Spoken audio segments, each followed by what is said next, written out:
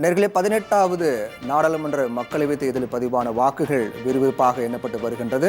ஒவ்வொரு சுற்று முடிவுகளும் வெளியாகிக் கொண்டிருக்கூடிய நேரலில் நாம் தொடர்ந்து பார்த்துக் கொண்டிருக்கிறோம். திரையின் வாயிலாக கிட்டத்தட்ட 340க்கும் மேற்பட்ட இடங்களில் முன்னிலை நிலவரங்கள் தெரியவந்திருக்கின்றன. அதில் அதிகபட்சமாக என்டிஏ பாஜக உள்ளடக்கிய என்டிஏ கூட்டணி கிட்டத்தட்ட 207 இடங்களை தாண்டி முன்னிலை வகித்துக் கொண்டிருக்கிறார்கள். அதே போன்று இந்தியா காங்கிரஸ் உள்ளடக்கிய இந்தியா கூட்டணி 126 இடங்களுக்கு மேலாக முன்னிலை வகித்துக் கொண்டிருக்கிறார்கள். இது அனைத்தும் முன்னிலைதான், இன்னும் வெற்றி உறுதியாக வாக்கு எண்ணிக்கை என்பது தொடர்ந்து நடைபெற்று வருகின்றது. அதே போன்று தமிழ்நாட்டும் தொடர்ச்சியாக திமுக 20க்கும் மேற்பட்ட இடங்களில் முன்னிலை வகித்துக் கொண்டிருக்கிறார்கள்.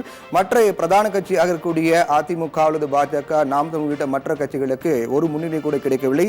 இப்படியே இந்த வாக்கு முடிவு என்பது தொடருமா, அதில் மாற்றம் ஏற்படுமா, இந்த முடிவுகள் எதை பிரதிபலிக்கின்ற உள்ளிட்ட பல்வேறு தகவலை பேச நம்மோடு அரங்கத்தில் இணைகிறார் காங்கிரஸ் கட்சியை சேர்ந்த திருச்சி வேலுசாமி. அவர் நிகழ்ச்சியில் வரவேற்று நாம் போகலாம். சார் வணக்கம். 18வது நாடாளுமன்ற மக்களவை தேர்தல்களும் அதுக்கான வாக்கு எண்ணிக்கை ரொம்ப தீவிரமாக நடைபெற்றிருக்கிறது. தேர்தல் முடிவுகள் முன்னிலை நம்ம பார்த்துக்கிட்டோம். கிட்டத்தட்ட இந்த முறை 10 ஆண்டுகால பாஜக ஆட்சி வீழ்த்தி இந்தியா கூட்டணி வெற்றி பெறும் அப்படின்னு எல்லாரும் எதிர்பார்த்து காத்துக்கிட்டு இருந்தோம். ஆனால் இப்போ வரைக்கும் அதுக்கான சாத்தியக்கூறுகள் அப்படிங்கிறது கேள்விக்குறியாக தான் போயிட்டு இருக்கு. இப்போ வரைக்கும் இருக்கக்கூடிய இந்த முன்னிலை நிலவரத்தை எப்படி பார்க்குறீங்க? இந்த மாதிரி தேர்தல் நேரங்களில் இதுதான் முடிவு அப்படின்னு நினைப்பது கடந்த கால வரலாறு தெரியலன்னு அர்த்தம். தமிழ்நாட்டில் ஒரு சட்டமன்ற தேர்தலில் ஒரே ஒரு வாக்குல மட்டுமே ஒருத்தர் ஜெயிச்சாருன்னு உங்களுக்கு அந்த வரலாறு தெரியுமா? இன்னும் நம்பிக்கை இருக்கு. நம்பிக்கை தான் ஜனநாயகத்தில். அதுதானே நீங்க பாத்தீங்கன்னா கடைசி பூத்து வர்றவர்களும் ஒருத்தன் முன்னிலையில் இருப்பான், கடைசி பூத்து அப்படியே மாறுறதெல்லாம் உண்டு.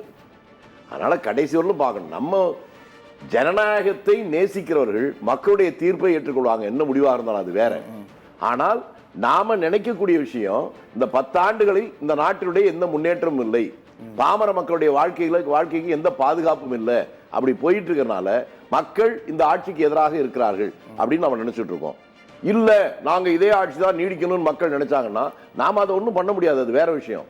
ஆனால் இந்த முன்னிலை பின்னிலைன்னு இப்ப சொல்றத வச்சு நம்ம செஞ்சாக்க தமிழ்நாட்டில் 16 சீட்டு பிஜேபி ஜெயிக்க போகுன்னு எக்ஸிட் போல்னு சொல்லி ஒன்று போட்டாங்களே கருத்து கணிப்புன்னு, அது மாதிரி போயிடும்.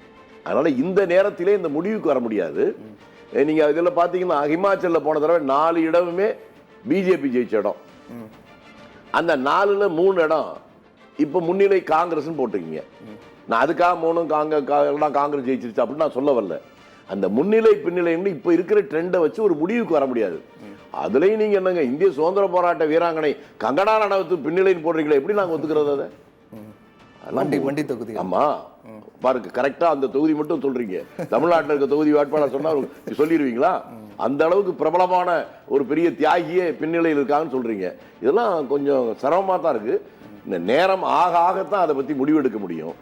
இப்ப இந்த நேரத்திலேயே இதுதான் முடிவு என்று என்னை போன்றவர்கள் நாங்கள் அதை எடுத்துக்கொள்ள மாட்டோம்.